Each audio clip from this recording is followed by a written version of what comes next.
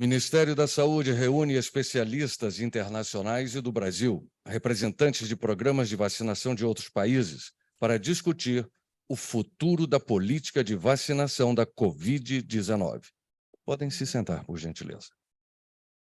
E, nesse momento, a organização deste evento agradece professor Dr. Fred Zepp, Departamento de Pediatria, Universidade de Medicina, Maine, Universidade Johannes Gutenberg, Alemanha. Ex-diretor de imunização do Departamento de Saúde do Reino Unido, membro associado do Centro de Segurança Global de Saúde, professor Dr. David Salisbury. Agradece também o professor Dr. Ralph Clemens, Instituto Internacional de Vacinas, IVE, conselheiro sênior da Fundação Bill e Melinda Gates.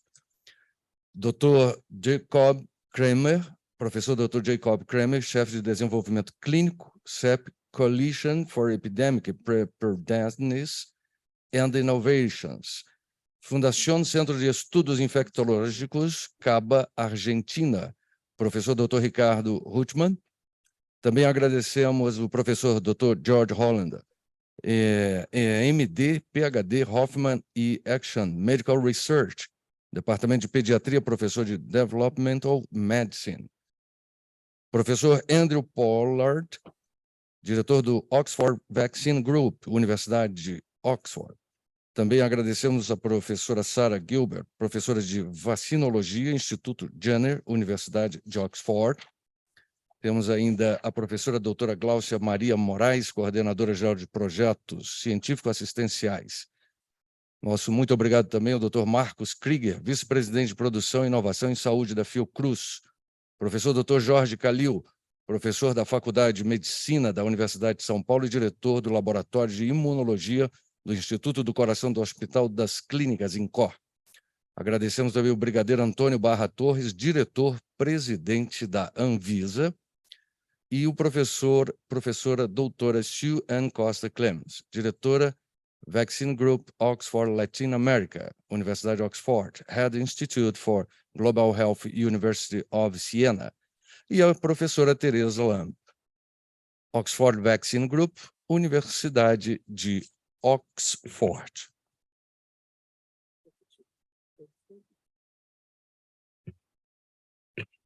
É convidado agora para a apresentação do panorama da estratégia brasileira de vacinação COVID-19, o secretário de Vigilância em Saúde, Arnaldo Medeiros.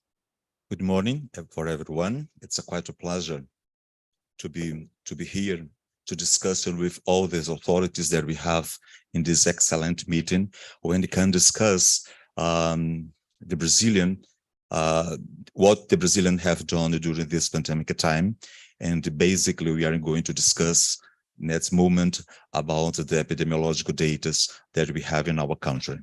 First of all, I would like to meeting our Minister of Health, Dr. Marcelo, and in his name, to say the greetings for everyone to be here. And I think that we have this opportunity for we do an excellent discussion about that we have to do in the next, in the near future. So, first of all, we are going to discuss about the COVID epidemiological data from Brazil 2020 to 2022. So basically, we have in our country 3 different information systems. We have an information system that we call SUS Notifica. This outcome of this information system, we can see the cases of mild and moderate flu syndrome and obviously COVID. And the data of extraction data for was 28th of November. We have a system of that we call the CVAP group, and CVAP group we analyze hospitalized case of severe acute respiratory syndrome that we call SARS, and the data extraction was the 5th of December. And the system of the mortality, when we can, the outcome of the system is death of COVID, and the other line causes basically with the ICD-10 and with the code B34.2, and the data extraction data was the 1st of December. So now the first slide that we can discuss today is the national overview of COVID-19.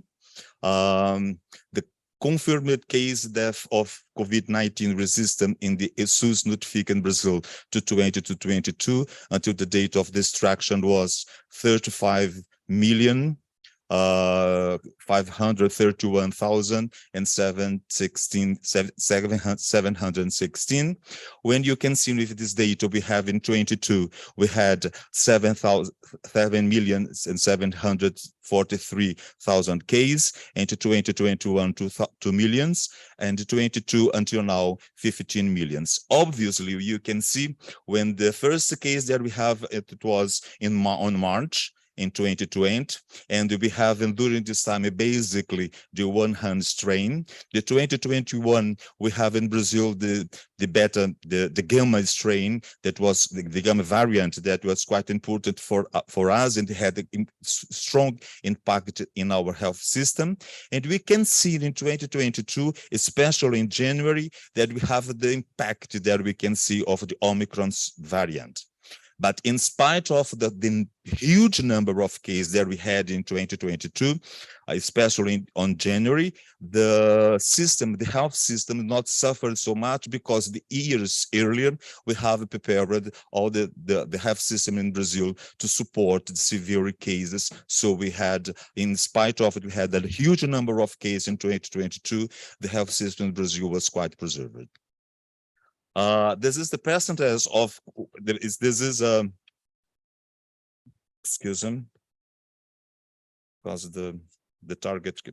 This is the percentage of confirmed by COVID-19 case by epidemiological week of system onset of by age group.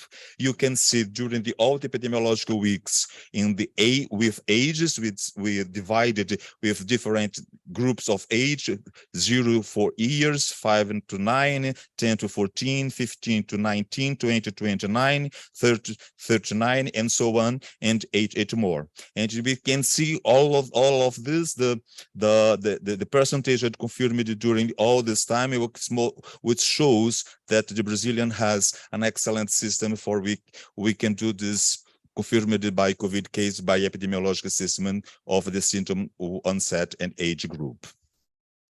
This is when you do for these ages, we can see all the curve over this pandemic time. Obviously, everyone can see that January 2022, it was the impact that we had with Omicron variant in our country. But in spite of, we are going to see that with huge numbers of cases, we didn't have the impact in our health system.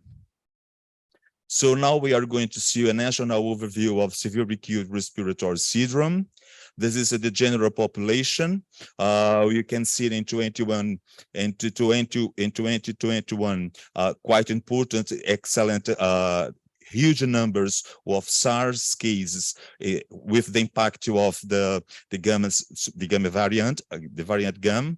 And when you see in January, in spite of the huge number of cases, you can see clearly that with the vaccination system in our country was quite important. So you can see when you look with this population, it's more we have more susceptibility. We can see that the case of SARS in these populations, in older populations, during the impact of Omicron variant, it's not so intense when we compare with 2020, 2021, when we started our vaccination campaign.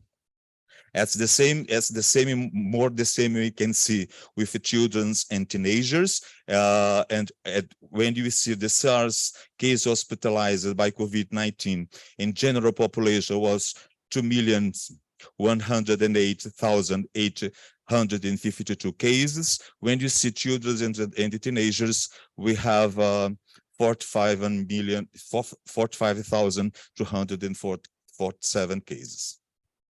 When we analyze now the death, but COVID-19 in children aged 6 months under 2 years in Brazil in 2020 to 2022, we can see that in 2020 we had 175 cases, in 2021, 212 cases, and in 2022 until now, we had 171 deaths. And you can see the number of the death by months during all this pandemic time.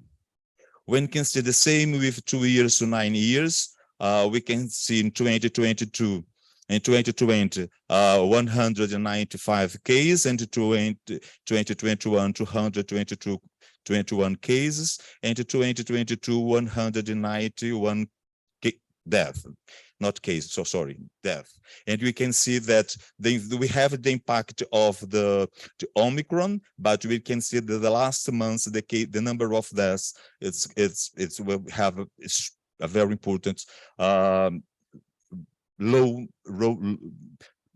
much lesser than death during this time. Now we have the mortality of 10 to 19 years. We have the same curve, the same curve. We can see in 2020, 475 death, 2021, 713 death, and 2022, 224 death. And when you see the last 6 months during this 10 to 11 years, we have a quite obviously we are having death, but the number is slowing down month by months. Even so, when you look at 20 to 59 years, obviously during this Omicron variant, it's quite important to have a lot of death during this time into 2021. But after our vaccination campaign during 2021, the death in this population, it was quite slow when compared with years before. And when we have this death for 6 years or more, again during 2021. Under Omicron variant in Brazil, we have a lot of death, but after the vaccination campaign is going forward, the death is reducing, and in 2022 now is the numbers that we have of death by COVID-19. Now we are going to discuss a little about vaccination against COVID-19 in Brazil. As you know, Brazil is a huge country with a huge population. The Brazilian population is more than 213 million people. And now, but we have a very strong program of vaccination in our country because we have more than 40,000 vaccinations room spread all over the country. Until now, we have got 563 million of distributed doses with several manufacturers, as you can see, with several platforms as Sinovac Butantan, AstraZeneca Fiocruz, Pfizer Comirnaty, Janssen, Pfizer Comirnaty pediatric population, and also Coronavac pediatric population as well. When you see the applied doses that we have in our country, more than almost 500 million doses have been applied in our population. I used to say that vaccine good is vaccine was applied in on arms in the population. So we have when we see the primary scheme of the first dose and the second dose, we have around 90% of our populations completely vaccinated. We have the numbers of the first booster, the second booster. Unfortunately, the system we don't have an excellent a consolidated number of the third booster that we have in some populations of older people. So when you think about the 2023, we have basically 2 goals. The first goal is reduce hospitalization, severity, and death from the disease and protect the health system is the basically goals that we have, and obviously to improve vaccine coverage for primary series and the first boost dose in eligible individuals who have not yet received the vaccine. When you discuss about the priority groups that we can plan about the vaccination in 2023, we can see the people with 6 years or more, people living in long-term institution from 12 years old, health workers, obviously, people with individuals with comorbidities to 12 to 59 years of age, including obviously immunocompromised individuals, pregnant and postpartum women, indigenous riverside population and quilombola population from 12 years old, peoples with permanent disability from 12 years old, and obviously the people deprived of liberty. I think that is all that I have to talk about the epidemiological date. Thank you so much. Neste momento tem início a sessão de debates com os especialistas aqui presentes e de forma virtual. Os principais pontos de questionamento são o uso de vacinas monovalentes e bivalentes como reforço, dados atuais disponíveis. 2. O melhor uso e o futuro das vacinas com base nas cepas de Wuhan. 3. Grupos-alvo para doses, reforços e intervalos de aplicação. 4. Vacinação pediátrica primária e de reforço. E 5. Efeitos adversos das vacinas atuais. Serão facilitadores desta sessão o professor Dr. David Salisbury, online, que esteve à frente do Departamento de Saúde do Reino Unido e membro associado do Centro de Segurança Global de Saúde, e o Dr. Arnaldo Medeiros, secretário de Vigilância em Saúde do Ministério da Saúde do Brasil. Por gentileza.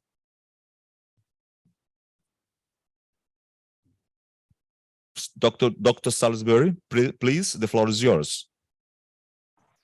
Well, thank you, and it's a great pleasure and indeed my privilege to be taking part in this discussion. And, you know, as I was preparing for this, I thought back and appreciated first the huge success that Brazil has achieved in its epidemiology and indeed in its vaccine campaigns. And that made me think even further back, because Brazil pioneered the use of vaccine campaigns on a national basis in the way in which it led the world in showing how to interrupt the transmission of polio. So Brazil has huge experience and huge expertise, and this has clearly been reflected in the successes to date. Just as we have been given the questions, I thought of 3 issues that I believe need to be resolved, and they are all looking to the future. The epidemiology tells us about the past, but it is the future that we must be planning for. The first question that I think we have to get our heads around is what vaccine should be used? And we talk about choosing monovalent, we talk about choosing bivalent and so on. But those choices, sadly, are not ours to make. Those choices are made by the manufacturers, and they're made a considerable time in the past when compared with real time. And they depend on the acceptance of the regulators. And so whilst we may have a wish list, the problem we have is how to influence that wish list to get the right vaccines to be able to use. My second point is, to whom should we give the vaccines once we have them? And that becomes then a question of the best use of resources. Should we be trying to vaccinate the whole population as has been done to date, or should we be identifying where those vaccines can be used to the greatest effect, the greatest benefit? And there we have already seen a very appropriate priority list. My third question is, of course, when, and we've heard that alluded to already. Should we be trying to vaccinate every time there is a small apparent increase in cases, or should we be normalizing the program, identifying the best time of the year, which is probably coincidental with the seasonal influenza vaccine programs, and certainly best if we start to see seasonality from the emerging coronavirus variants. So my three issues are what vaccine, to whom, and when. And in each of those, the underlying theme that I think we have to consider is the opportunity cost, because each of those choices comes with a very considerable opportunity cost. Because if we vaccinate, we are displacing services that are being provided otherwise, and we are displacing resources that could be used for potentially more cost-effective interventions. So I leave you with my thoughts that are what vaccine, to whom, and when, and look forward greatly to the discussion that I hope will follow. Thank you. Thank you, Dr. David. I think that the floor is open. Okay. I think it's perhaps helpful to start with the data that you showed, and I think you very nicely outlined if you look in the adult population, that once the vaccine rollout had got underway in 2021, essentially the mortality from COVID disappeared. Yeah. So that doesn't mean that there weren't some hospitalizations associated with COVID, but that very high rate of mortality that you demonstrated before the vaccine, once you got the rollout underway, has gone away. And that hasn't changed. So the subsequent waves of Omicron haven't suddenly taken us back to the start of the pandemic. And that is something we can be confident for the future, that isn't going to happen again.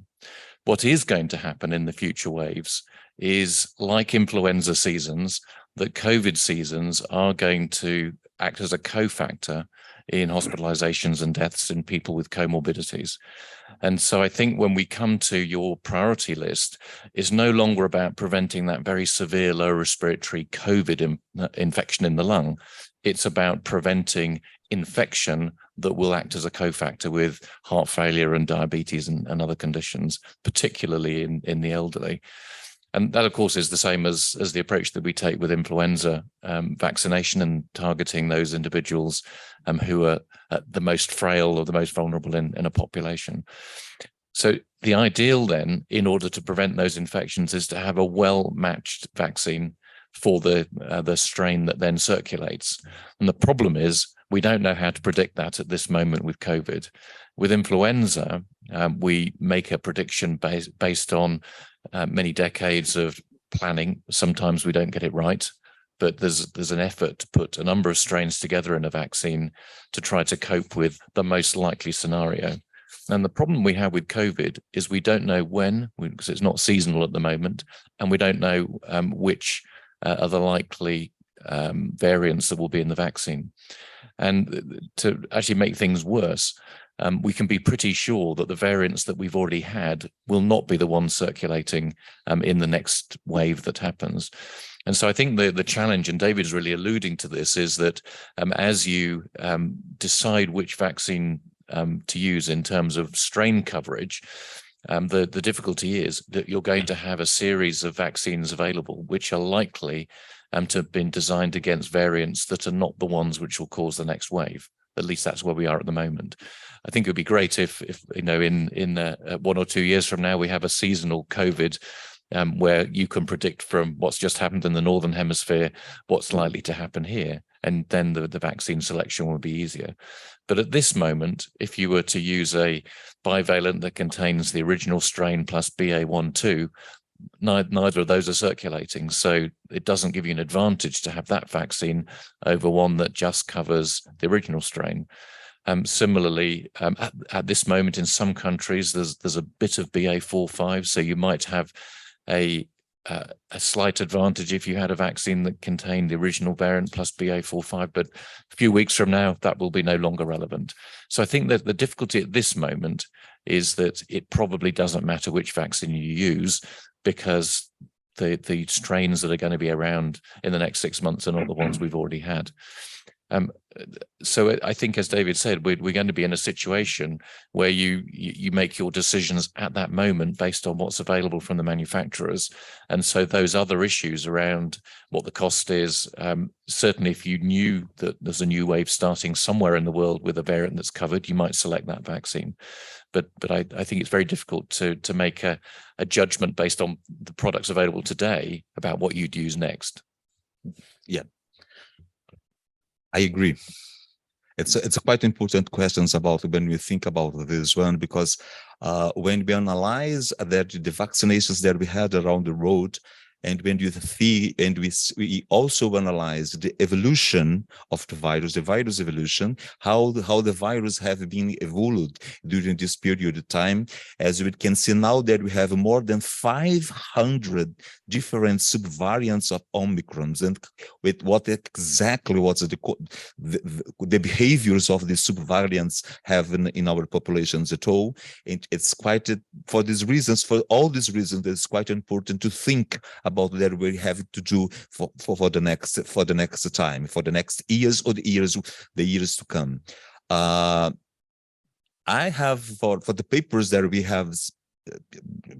have reading about during all this time, then we think that the Wuhan strain is still quite important when we analyze the points that we have. Obviously, the vaccination is one strategy that we can see. It's quite impressive when we see the number of the cases that we have in 2021, and when you analyze at the same time that we had at the beginning of the years of 2021, and you see the mortality that we had all through the years, and now you have the mortality rate quite smaller than we had at the beginning of the campaign, when we didn't have the vaccination campaign, massive vaccination campaign that we have in our country. The Brazil decided to have basically 3 platforms for vaccinations, with as I showed for you all, that you have the platform of inactivated virus that you'd see the coronavac, the platforms of adenovirus, Johnson and AstraZeneca, and also the platforms of RNA platform as well. So we think that all this combined is quite important to prevent severe disease. And for this reason, I agree with you when we can discuss that perhaps the same strategy that we can do for flu, for influence, for the flu, for influence, is quite similar for the next years to come with COVID. But we need more data, specifically when we think about the genomic data as well. Dr. Khalil, please, the floor is yours. Thank you.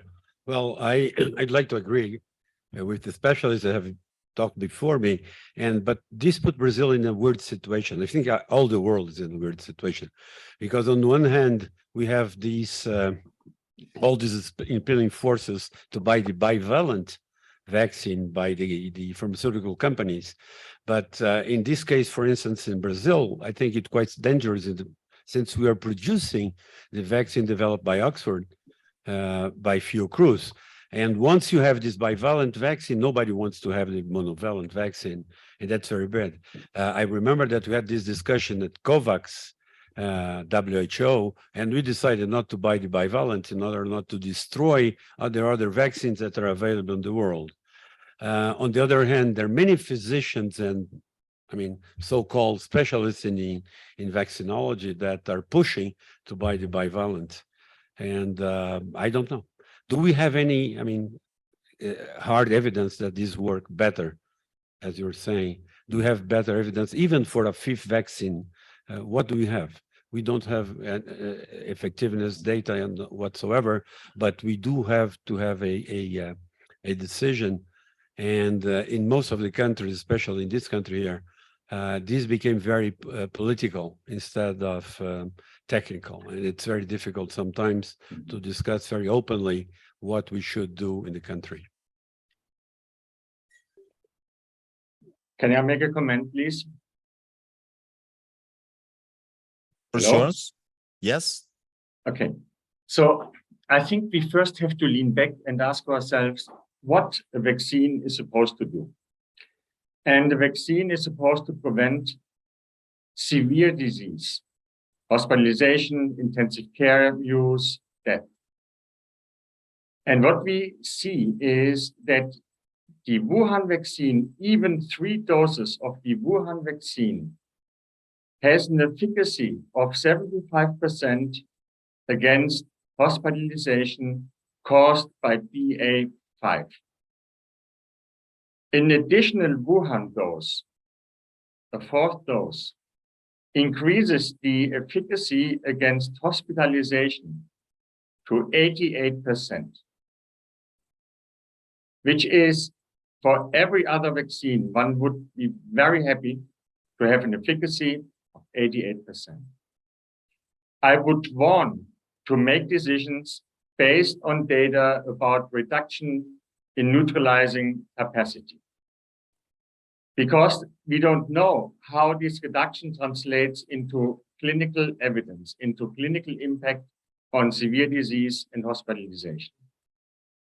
And there are, of course, zillions of studies out there looking at neutralizing capacity. Last week, a study was published as a preprint, which I thought was remarkable. They looked on practically all permutations, look on neutralizing capacity, 3 doses of Wuhan, 3 doses of a bivalent, a 4th dose of Wuhan, a 4th dose of bivalent. In patients who, or in individuals who had the disease, and in those who did not have the disease. The bottom line was, there was no difference in neutralizing capacity between a Wuhan 4th dose and a bivalent 4th dose, neither in individuals who had disease before, nor in those who did not have disease before. And again, like 4 weeks ago, there was a meeting at WHO about assays. And then the group from Reagan showed data on CMI. There is no difference in cellular immune responses if you give a 4th dose of a monovalent vaccine or a 4th dose of a bivalent vaccine. There are, of course, studies out there which show something different, but I would really encourage you to look on the author list. There is one famous study out there where 4 of the 5 authors are from Pfizer, and of course their conclusion is slightly different. And they make their conclusion saying that the bivalent is superior on irrelevant differences in neutralizing capacity. Over. So the floor is yours, Dr. David. Oh, thank you very much. I don't disagree for a moment with Ralph. And I think that the information that he provides is essentially very helpful in determining the choice of vaccine.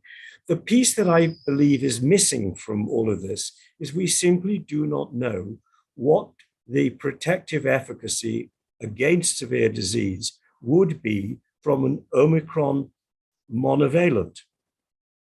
And that's the piece of the jigsaw that is missing.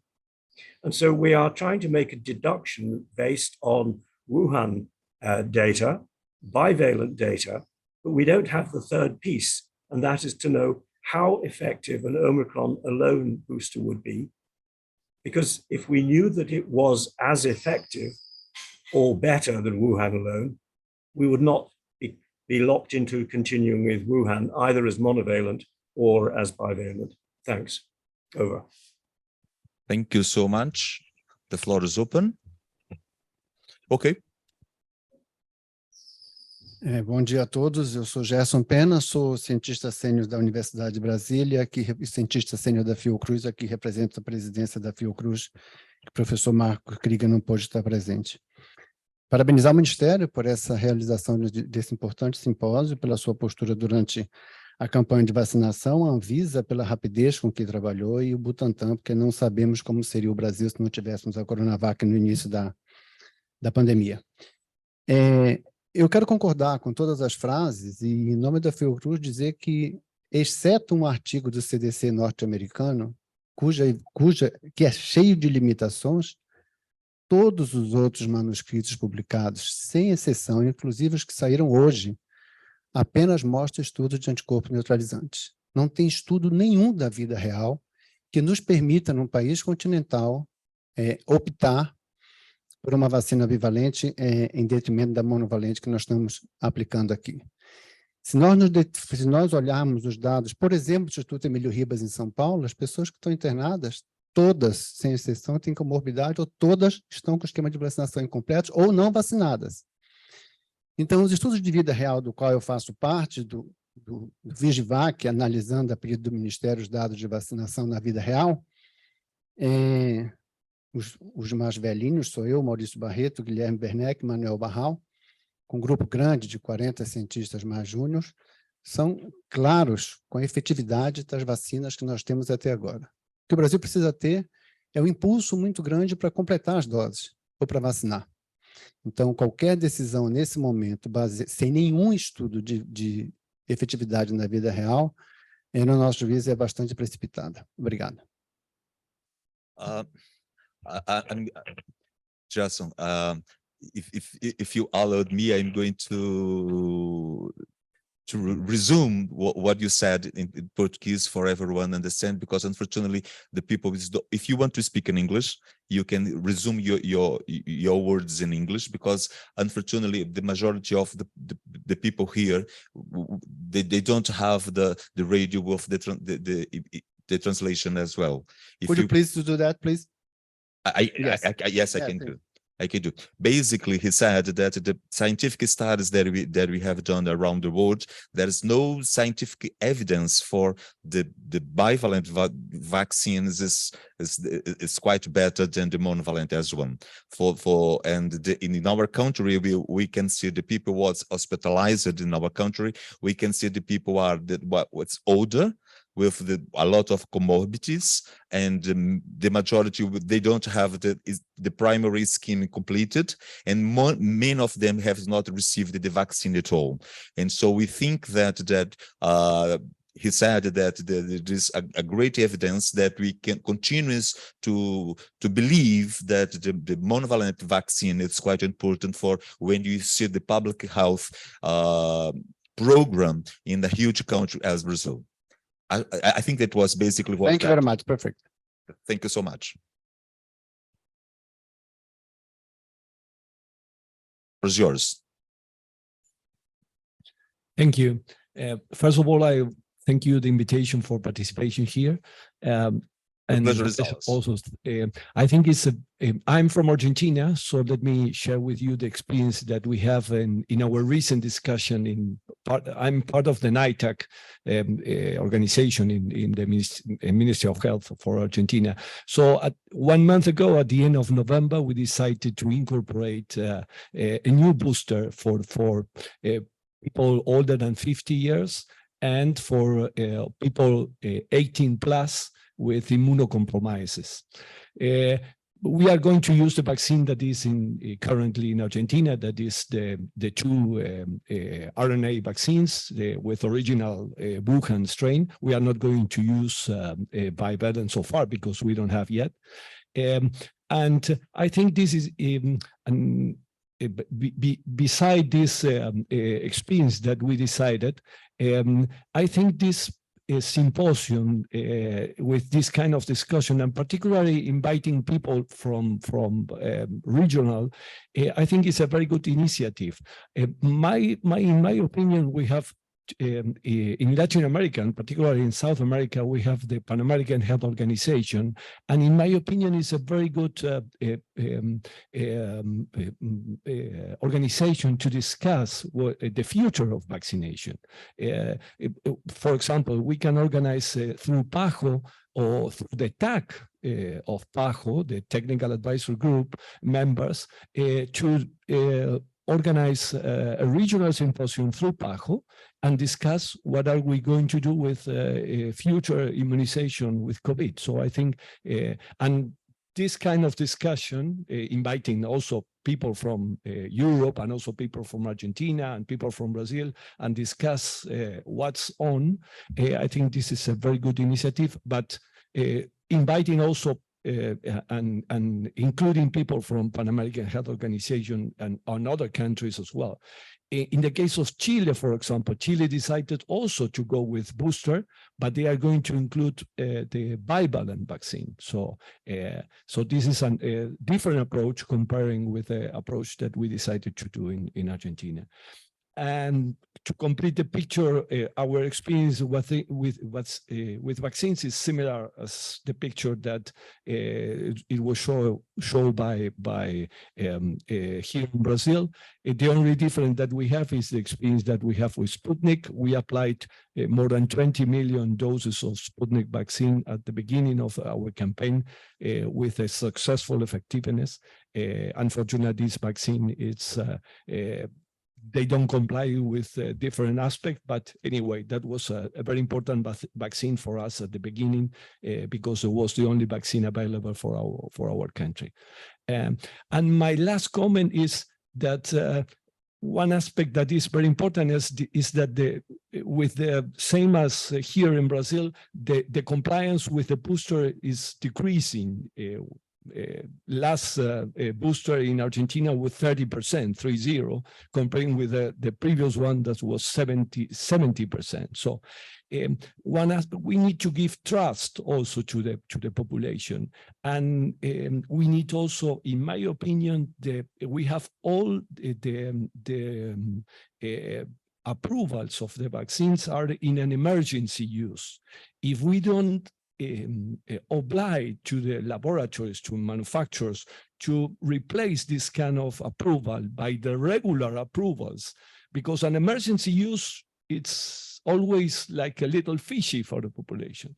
If we don't mandate or make obligations to the manufacturers to regular approve the vaccine in a regular basis, in my opinion, that gives much more trust to the population for safety reasons. Thank you. Thank you so much. One question. When you say, Dr. Rootman, booster, I'm behind you. You mean 4th dose, right? 5th? Okay. Yeah, it's a 5th dose. Dr. Khalil, I think that Dr. Kramer had asked the floor. Dr. Kramer, the floor is yours. Thank you so much. Thank you very much, and it's really a pleasure and honor for me as well to be invited to this meeting. I wish I could be with you in person. Let me just add a few thoughts from my end and maybe from Seppi Kovac's perspective to the discussion. And let me start by saying something about good news. I think the good news really is that the original vaccine, the Wuhan-based vaccine, did a really good job in priming vaccinated populations. I think it is fair to say data are still incomplete, but I would say it's fair to say that Wuhan-based vaccinations prevented vaccinated populations quite well from suffering too much than from the Omicron wave in 2022. So a large proportion in many countries is now primed, not just by vaccination, but actually heterologously primed with vaccination and natural infection with Wuhan and with Omicron. So we have an interesting situation now. As I said, data are incomplete. We still need to maintain the immune response. We still need to booster. And the second good news I wanted to say is that more and more data are now being generated on optimized booster regimen. So we have, in the meantime, now protein-based vaccines that became available. We have reduced dose. We have Omicron-adapted mRNA vaccines. We know that even with whole variant inactivated vaccines priming, these mRNA, but particularly also protein-based vaccines, do a good job in boostering. Some of the data have been obtained and generated just very recently from people here in this room, which are certainly also very helpful and I think good news. Now, there is 2 mRNA-based bivalent Omicron vaccines available, and that's great, but some challenges remain. First of all, the logistics has not been resolved, and it was mentioned, if this turns into a seasonal pattern and we need seasonal vaccine adaptation, logistical challenges around the existing mRNA vaccine formulations remain. And maybe for a country like Brazil, this might be less of an issue, but I can say from a COVAX perspective, in wide parts of Africa, this is still a huge impact on vaccination campaigns. The second challenge is that these bivalent adapted vaccines are, to my knowledge, licensed for booster immunization only. And there's still wide populations, particularly again, for example, in Africa, that are unvaccinated. They're not unprimed. They have undergone natural infection now, but they're unvaccinated. And in theory, these bivalent mRNA vaccines are not licensed for those populations, as there's no data, no licensure for using bivalent vaccines for primary immunization. So these are some issues that are well aware to the COVAX initiative and others. And before we really decide which booster regimen, which platform, how often we should adapt, how long it will take to adapt, is really the mRNA platform the one and only that will prevent us over the next years. Once this enters kind of a seasonal pattern, I think it's still too early to say. Thank you. Thank you. Thank you, Dr. Kremen. I think that Dr. Zepp, the floor is yours. Yeah, thank you. Thank you. Can you hear me? Yes? Perfectly. Perfect. So, thank you. So again, as Dr. Kramer said, it's an honor to be invited to the meeting. And I'm just briefly want to share with you the thoughts and the discussions we had in Germany when we were implementing booster vaccination programs. As you know, in Germany, the majority of individuals today are vaccinated by mRNA vaccines, especially because the company BioNTech is a German-based vaccine producer. And at this time, we recommend for the general population one booster. So it's the third vaccination, and we recommended the first vaccination only for individuals above the age of 60 or for individuals that have comorbidities that pose a higher risk of severe infection with SARS-CoV-2. And as a matter of fact, focusing on the question which vaccine to use, we discussed intensively the data from the bivalent vaccine, and the Wuhan BA.4/5 vaccine is currently available in Germany or even in Europe. But we have to realize that the data we have seen are basically from preclinical studies. Also, we don't have real hard, solid data on efficacy of these vaccines. So in the end, what we did is in our discussion, as I'm a member of the German Vaccination Advisory Board, we said, okay, there may be a theoretical positive effect of a bivalent vaccine, and if it's available, you may use it preferentially. But if it's not aware, we also said in our recommendation what we want to expect and what Ralph Clements pointed out to prevent severe disease, intensive care treatment, or death. This also can be achieved with the monovalent Wuhan vaccine. We are pretty confident of this. And again, it's important. It's also our position, as discussed by Dr. Kramer, that the majority of the population now in Germany or even in Europe has a hybrid immunity is based on vaccination plus interaction with the viruses. And in his opening statement, Professor Salisbury also pointed out that we now have a bivalent vaccine with BA.4/5, but the next wave or the virus may change its structure faster than we can follow it up with the vaccine. So we think it's important to have a solid basic immunity, protective immunity, and this protective immunity can be achieved by the monovalent vaccines, and probably it and so as far as we have seen, it's only a minimal addition on neutralization tests, but if we have an additional impact on efficacy, it's still a postulate. Just to follow up on the vaccination programs for children in Germany, actually, we have only regular programs after the age of 12 years upwards, and this may be different to Brazil. I've observed data in the opening state presentation. In Germany, the morbidity in the age group below the age of 12 is very low. So we also see children in hospitals, but the majority of especially very young children is presented in hospitals to be observed, but not due to severe courses of disease.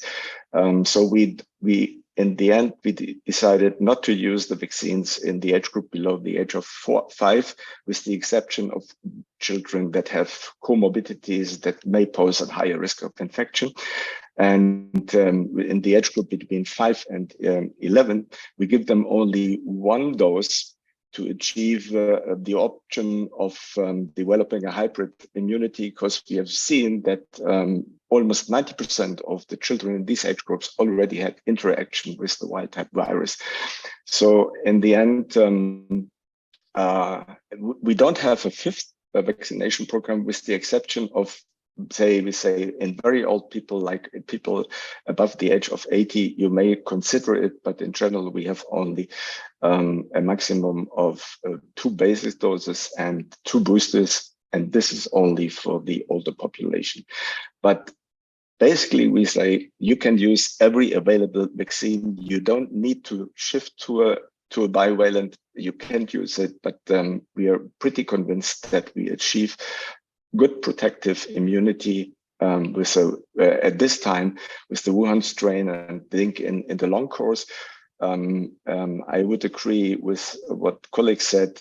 For the year 2023 and following years, we probably will have a seasonal vaccination program combined with influenza, for example, with the goal to protect the age groups most at risk or with comorbidities. Thank you, Dr. Zep. Dr. Baha, please. The floor is yours. Thank you, Arnaldo. Well, as a regulator, I was trying to keep my mouth shut and trying to learn something here from everyone in this room. But first of all, I'd like to say that this event is so important, and to congratulate our Ministry of Health, my dear friend Marcelo Queiroga, about this initiative, which is really great, and to myself, a good opportunity to see again Andrew and Sarah, and so many persons like Suen, so important to us. And well, I was thinking about the problem about booster doses, that everywhere in the world, it remains a problem because people simply don't go to the vaccination points in order to receive booster doses. This guides us, in my humble opinion, to the importance of social communication. We have to communicate better. If we don't do this, somebody will do it for us. And who knows, secondary to what intentions. It's very important, of course, it was already said this morning here, the real world data. And talking about real world data, I have to say that we have a problem in the area of real world needings, what people really want. Why I'm saying this? At this very moment, as we are here together discussing about science and vaccination and how to prevent people to get hospitalized or trying to keep these persons, including us, of course, alive. In a certain part of this world, there is a huge crowd of persons with no protection at all. No masks, no vaccines, no tests, no nothing, cheering for their soccer teams represented here in this meeting by all countries that are represented here. So what are we doing? What we have to do better? Of course, Professor Salisbury in first question asked about what vaccine should be used, maybe the available one. And the available one has to be very well communicated to people. Otherwise, even the available one, if not the better, will make no benefits, will turn out to be no benefits to anyone. To whom? Yes, of course, to prioritize is something that we all have been doing, most of all in the cases of comorbidities. And the international organisms like ICMRA, as an example, they are a very good forums, international forums, in order to discuss and to hear about lessons learned from our colleagues around the world. But this problem of the social communication in Dublin a couple months ago during the ICMRA summit meeting, it was so clear to everyone there that the necessity of having professional social communication is extremely important. And because we are also facing not just this enemy as this virus is, but also the fake news and the anti-vaccine movements. They are very professional about what they do, and we should have a better response in order to make more sense to really discuss and try to develop our techniques, talking about the discussion of monovalue or bivalue vaccines or things like this that we are discussing now. And it really troubles me, this situation that sometimes people get tired of trying to protect themselves. I think that this World Cup is showing us exactly this, and this adds to us a much more difficult task.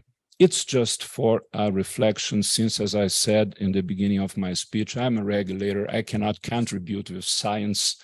I'm here to learn, not to talk. I try to keep my mouth shut for the next 2 hours. Thank you very much. Thanks to Dr. Barra. I think the floor, I have a list. In this list, we have the minister. After that, I have Dr. Andrew. And after that, we have Dr. Just a second. Dr. Half. Dr. Half. So the sequence is that. And after that, Dr. Sue. So that's right. And Glaucia. So we have the minister now, Dr. Andrew, Dr. Half, Sue, and Dr. Glaucia. Dr. Sue, Dr. Glaucia. That's okay? Minister, the floor is yours. Bom, como vocês sabem, eu sou cardiologista, portanto, não sou exatamente alguém especializado em vacinas, mas eu tenho um conflito de interesse. No início da pandemia, eu tomei o esquema vacinal primário com a vacina de vírus inativado. Posteriormente, eu tomei uma dose de reforço com a vacina de mRNA. E depois eu tomei uma outra dose de reforço com a vacina produzida na Fiocruz. Então, não tem conflito de interesse em relação às plataformas de vacina. Minister said that he is not a specialist in vaccinology, because he is cardiologist. And during his scheme of vaccination, first of all, he was vaccinated with Coronavac. And after that, he had a booster of RNA platform. And after that, we have another boost of virus with the Fiocruz vaccine, the AstraZeneca vaccines. So he said that for all this reason, because he received all the platforms that we have available in Brazil, he doesn't have any conflict of interest about the producers, the manufacturers of vaccines. Não há dúvida da importância das vacinas e no controle do cenário epidemiológico da COVID-19 no Brasil e no mundo. Hoje, felizmente, vivemos um cenário diverso. No pico da pandemia, nós tivemos 4.000 óbitos por dia. Hoje, nós temos um número inferior a 100 óbitos por dia. Isso se deve, sem dúvida, à campanha de vacinação. Mas se, por um lado, se diminuímos o número de casos, se temos a população fortemente vacinada, por outro lado, ainda emerge questões relativas à segurança de vacinas. Isso não se trata de discurso anti-vax.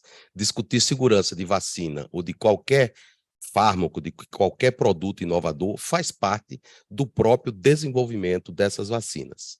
Em relação às vacinas da tecnologia do vetor viral recombinante, ainda há questionamentos acerca de fenômenos trombóticos, de síndromes trombocitopênicas trombóticas, e em relação à plataforma de mRNA, nós temos questionamentos acerca de segurança, miocardite. Recentemente, uma revisão na revista JAMA mostra cerca de 106 casos de miocardite a cada 1 milhão de doses aplicadas, sobretudo dos adolescentes e jovens do sexo masculino. Eu queria saber a opinião dos senhores em relação à questão da segurança, principalmente quando temos que avançar em vacinas em subgrupos como crianças de 6 meses a 4 anos. Vi com atenção a fala do professor Fred Zepp, quando diz que a Alemanha não aplica vacinas nessa faixa etária e entre 5 e 11 anos aplica apenas uma dose. Então, qual seria a opinião dos senhores, aproveitando a oportunidade aqui que temos a professora Sarah Gilbert, que é a pesquisadora principal da pesquisa básica com a vacina de Oxford? É interessante ouvir a opinião dos senhores. Trying to resume what he said, but obviously he said that it's quite clear for everyone the impact that we had in the epidemiological data after the vaccinations at all. But basically, he has a questions about the safety of the vaccines when you think about that, because when you analyze the some effects, adverse effects that we have in some platforms, is when we see the vaccines of Oxford, the AstraZeneca vaccine, some problems with some side effects with that. We have myocarditis with the platforms of RNA, and basically the discussion that he has, the question that we have, that he asked, is about the safety of the vaccines. For this reason, he mentioned the name of Dame Sarah's about the safety of the vaccines at all, especially when he said that the Germany decided not vaccinated the pediatric populations, especially with 6 months. This range of the 6 months, 2 years with pediatric population in Germany, and the older pediatric population just with one doses.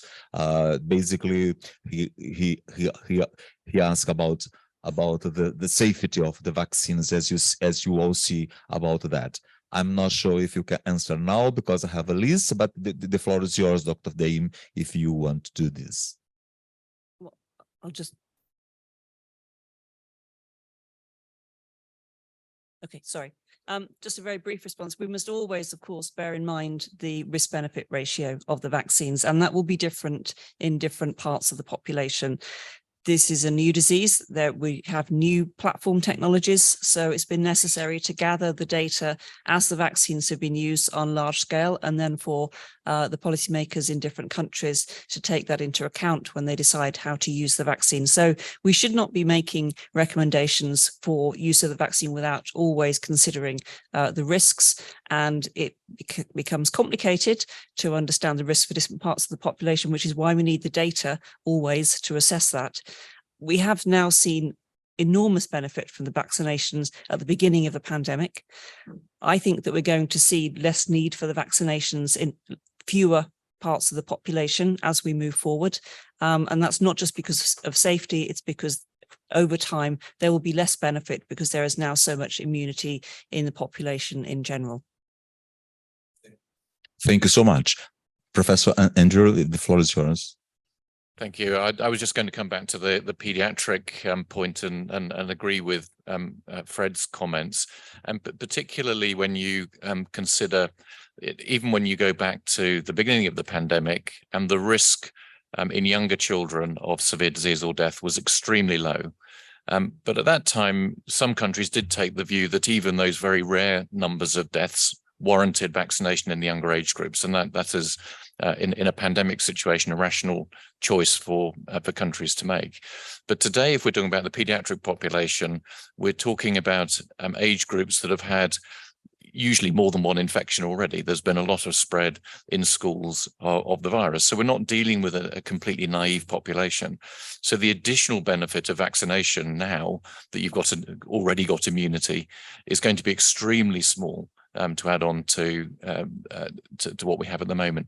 So I think unless you have pockets of children who have never met the virus, then I find it extremely difficult to think now about in the under 12s starting a new vaccine program.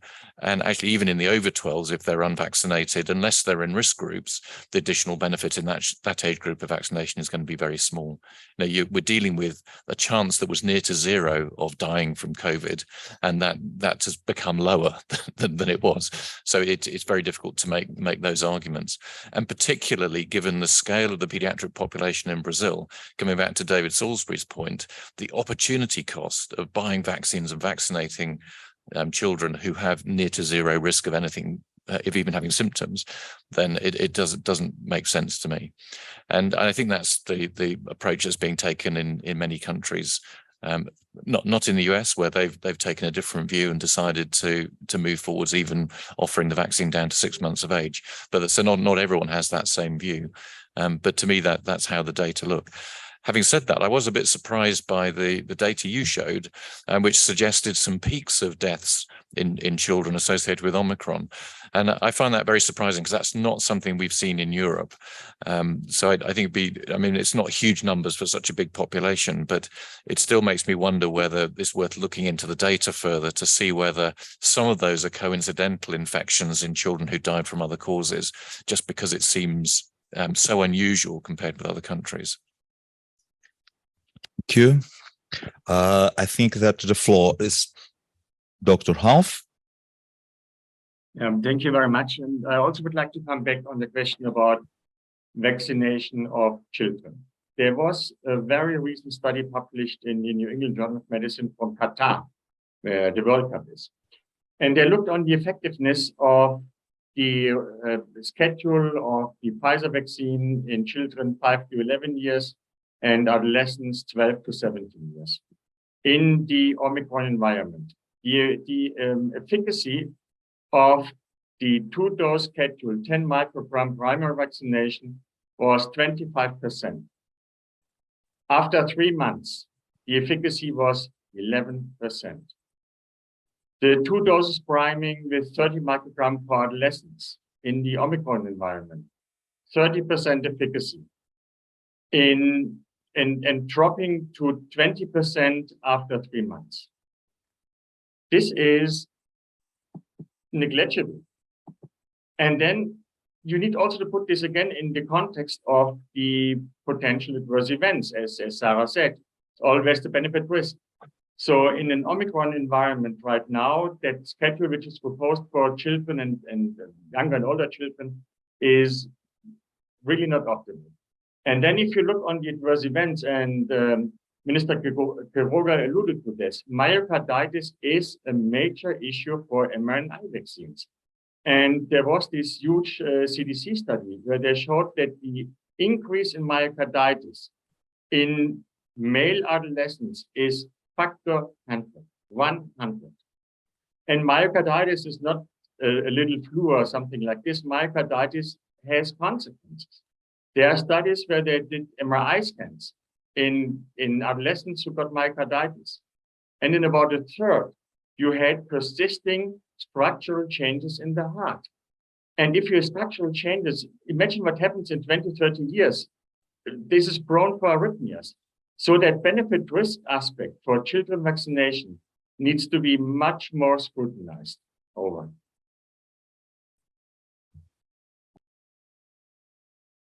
Two. The floor is yours. Thank you. First of all, I'd like to thank for the invitation. It's an honor to be here.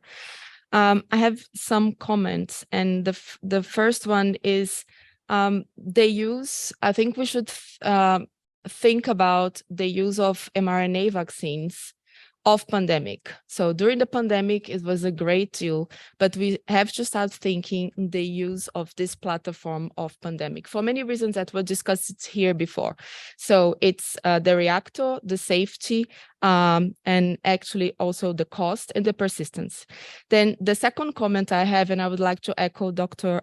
Jacob, is about the protein vaccines. I think the protein vaccines, they have shown very good booster data. So with regards to booster data, and just with regards to what I've just said, we know this platform and they have many advantages, and they showed comparable data to the bivalent vaccines. It's not there out yet, but I think we should try to have this as an option and look into it carefully. And these protein vaccines, they have a much better reactor, safety, and persistence, and obviously cost. So I think it's for our countries in our environment, it would be a very good booster strategy for us too. With regards to the children, which was a comment from Professor Pollard, I agree with him, but I believe that you didn't have time to show here, Secretary, but maybe there was an overlap with flu season or any other pathogen season. Thank you. I agree with you 100%, and it's when you discuss about the protein vaccines, especially when you analyze that we have the peptides of epitopes. It is quite basically when you think about the immunology that's behind the COVID disease, and we think that it's not only the humoral response but also the cellular response. When you think you have the epitopes quite as vaccines, perhaps in the MHC complex representation, the epitopes for you have the immunology responses is quite to be hopeful way for we go further. So I agree with you that we must to open our eyes in this way on the future. I think that the floor now is Dr. Glaucia, please. Oh, thank you. And first of all, I would like to thank the Minister of Health for the opportunity to be here. And I'd like to agree with Ralph and Suen. I think that you need a new generation of vaccines group. Generation, because we have a lot of myocarditis, pericarditis, and it's very difficult to convince young people to use these vaccines that you have here. So there is a lot of people that only have 1 or 2 doses, but not the booster. So I think that you have to discuss with the young people the safety of the vaccines. Maybe with a new generation of vaccines, it'll be easy to do it. Because in Brazil, there's a lot of young people that didn't adhere to the booster doses. It's a great problem for us now. Thank you. Thank you so much. The floor is open.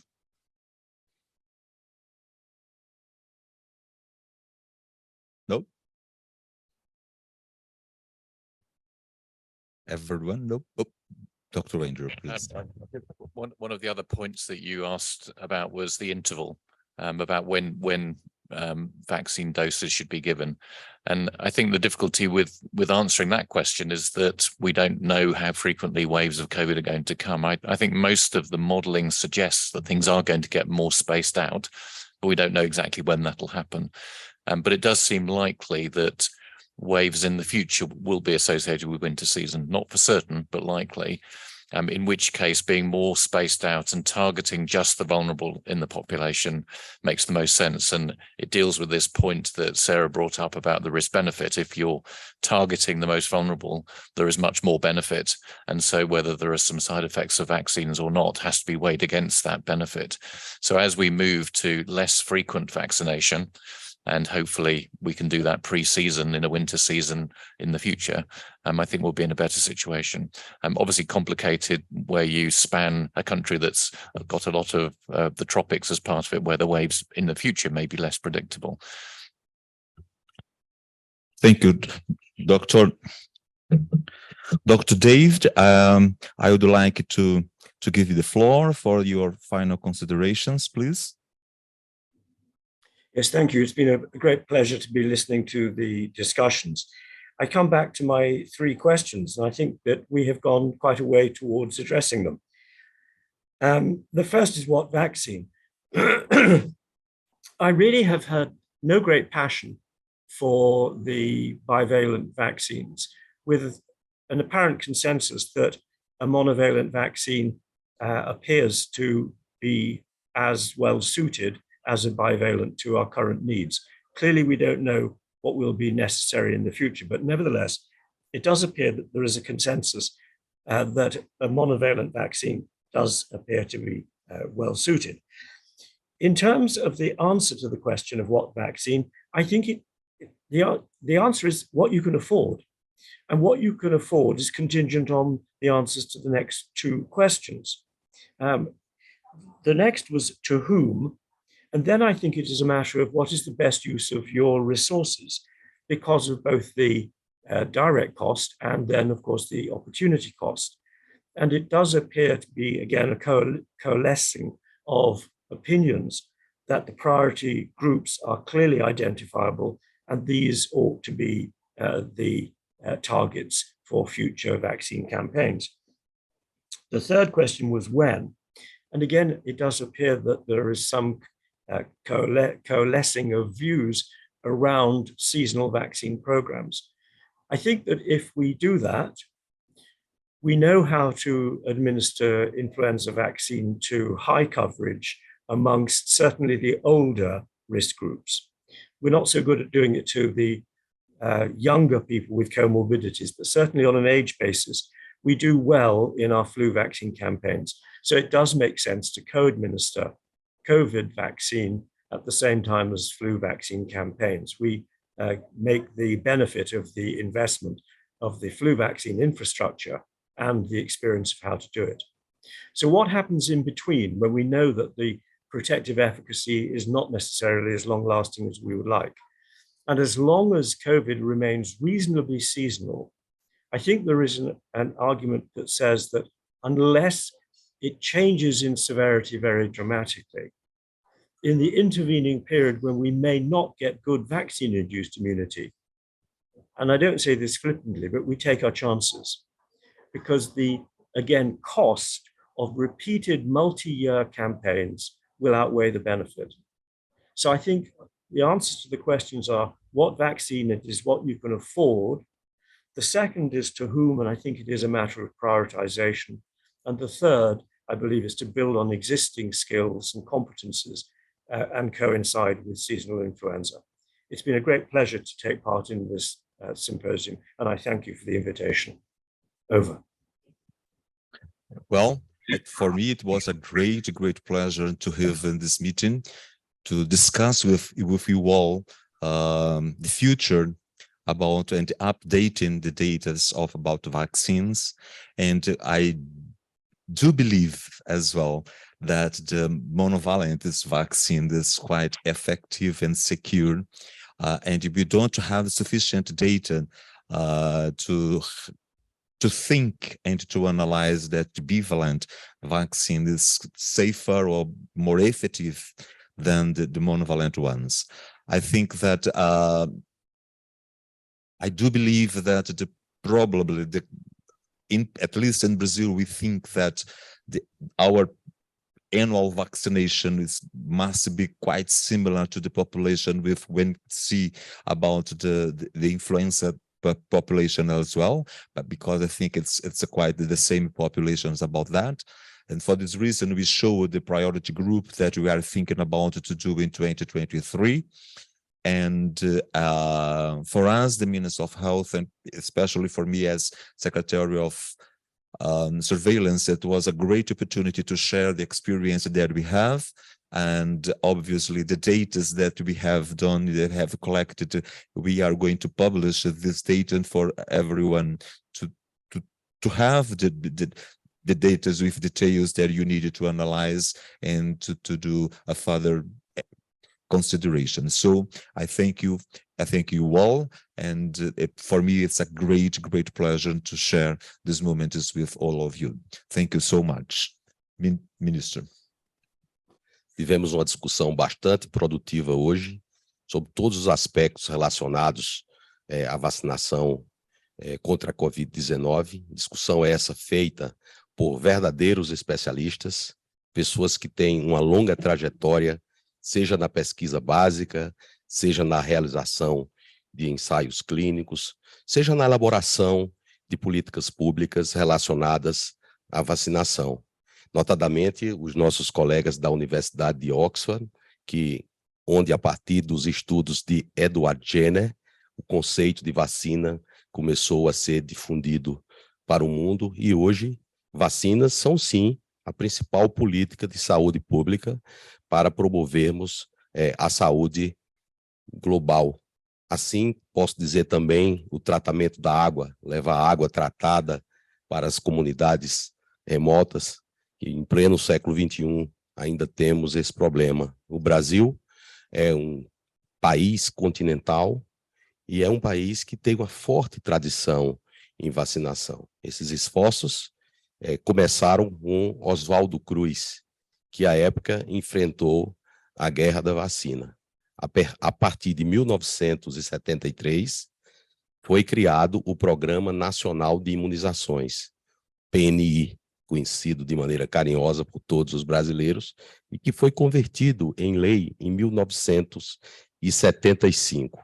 O Zé Gotinha é o símbolo dos esforços do Brasil para vacinar a sua população, não apenas em relação à Covid-19, mas são distribuídos cerca de 22 vacinas para a nossa população, que são aplicadas em todos os 5.570 municípios dessa grande nação. Nós temos o desafio de aplicar as doses de reforço das vacinas contra a Covid-19, seja para aqueles que não receberam sequer a primeira dose, seja uma segunda dose de reforço, ou até uma terceira dose de reforço para subgrupos especiais. Mas também temos o desafio de avançarmos com a campanha de vacinação da poliomielite. Nós sabemos que é uma doença erradicada entre nós desde 1989, mas essa ameaça ela paira pelo mundo e nós não queremos doenças já erradicadas ameaçando a vida das nossas crianças. Enfim, é um desafio de cada dia de todos os gestores de saúde. O Brasil, sem dúvida, evoluiu durante a pandemia da Covid-19 no fortalecimento do seu sistema de acesso universal à saúde, o nosso SUS. Nós temos uma agência regulatória que tem evoluído bastante, aqui cumprimento o nosso colega Barra Torres pelos trabalhos que tem feito à frente da Agência Nacional de Vigilância Sanitária, mas é algo diverso, uma autorização sanitária para o uso de um determinado produto no país, da introdução de um produto dentro do sistema de saúde na perspectiva de uma política pública.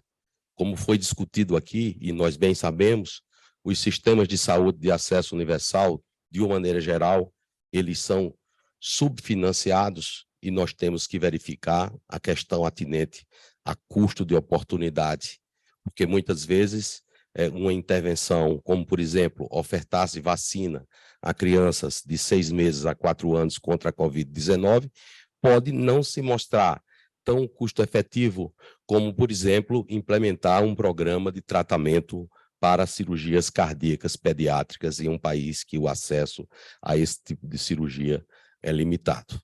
Então, a vida de ministro da Saúde não é fácil, né, meu querido antecessor Agenor? Sempre teremos pautas novas e pautas que são instigantes. O Brasil investiu, eu não vou dizer que despendeu, porque na realidade é um investimento, cerca de 35 bilhões de reais na política de vacinação contra a Covid-19. Covid-19. Nós adotamos uma estratégia diversificada para a oferta de vacinas à nossa população, 120 milhões das vacinas do Instituto Butantan. Nós sabemos que essa vacina tem uma baixa eficácia, não há dúvida disso, mas elas foram importantes em um momento que se tinha pouca vacina no mundo inteiro.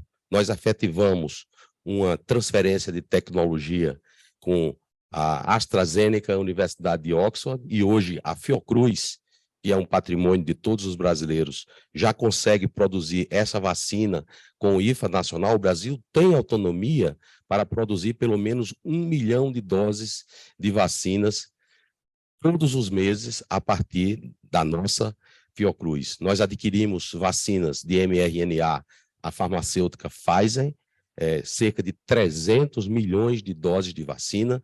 Participamos da iniciativa COVAX Facility, de tal sorte a hoje termos tranquilidade de um número adequado de vacinas para garantir que em 2023 essa política possa continuar com os resultados obtidos até o momento ou até melhor do que nós tivemos até o presente momento. Nós já temos a possibilidade de vacinas bivalentes. A autoridade sanitária tem sim que fazer um sopesamento, porque se nós nos deixamos levar pela primeira publicação que sai, mesmo em pré-print, né? Antes a gente só queria um trabalho que saísse em uma revista de fator de impacto elevado e que fosse revisado pelos pares. Hoje surgiu o advento do pré-print, né? E o ministro da Saúde tem mais esse desafio: conhecer todas as publicações de pré-print e ter que disponibilizar todas essas novidades para os brasileiros, mesmo sem saber se isso surtirá o efeito necessário. Enfim, temos esses desafios pela frente, os recursos estão aí, cabe a nossa inteligência, a capacidade de tomar decisão baseada em evidência científica de qualidade, para que consigamos levar benefícios de verdade para a população brasileira. Eu gostaria finalmente de agradecer ao professor Georg Hollander e o time da Universidade de Oxford, que tem tido uma colaboração estreita com o meu país, desde a pesquisa da vacina Oxford, feita aqui no Brasil, com grande parte dos sujeitos da pesquisa, posteriormente outra pesquisa que fizemos em conjunto para definir os rumos da aplicação da primeira dose de reforço, onde nós testamos a vacina de plataforma do vírus inativado e aplicamos uma dose de reforço com a mesma vacina do vírus inativado, com a vacina de Oxford, com a vacina da Janssen e com a vacina de mRNA, e descobrimos, por exemplo, que a vacina de mRNA tinha uma capacidade, a Sui pode me ajudar, cerca de 75 vezes mais produção de anticorpos neutralizantes do que se o reforço fosse feito com a vacina da plataforma do vírus inativado.